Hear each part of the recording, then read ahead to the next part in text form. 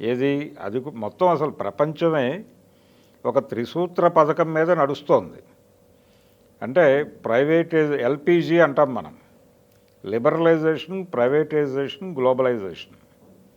ఈ ఎల్పిజి మీద ప్రపంచం నడుస్తోంది.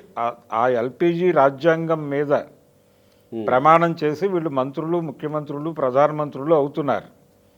దాన్ని మీరి వ్యవహరించేటువంటి పరిస్థితుల్లో ఎవరూ లేరు. అది మన్మోహన్ సింగ్ కావచ్చు, నరేంద్ర మోడీ గారు కావచ్చు, అంతకుముందు పివి నరసింహారావు గారు కావచ్చు. పివి నరసింహారావు గారు ఎప్పుడైతే డంకల్ డ్రాఫ్ట్కి అనుకూలమైన నిర్ణయం తీసుకున్నారో, భారతదేశాన్ని మార్కెట్ ఎకానమీలోకి ప్రవేశపెట్టారో, ఆ క్షణం నుంచి భారతదేశంలో ఆర్థిక సరళీకరణలు మొదలైన తర్వాత భారతదేశంలో ప్రతి కేంద్ర ప్రభుత్వ బడ్జెట్లో కూడా ప్రధానమైన ఆదాయ వనరుగా చూపించేది డిజిన్వెస్ట్మెంట్ స్కీమ్ నుంచి వస్తున్న డబ్బులే.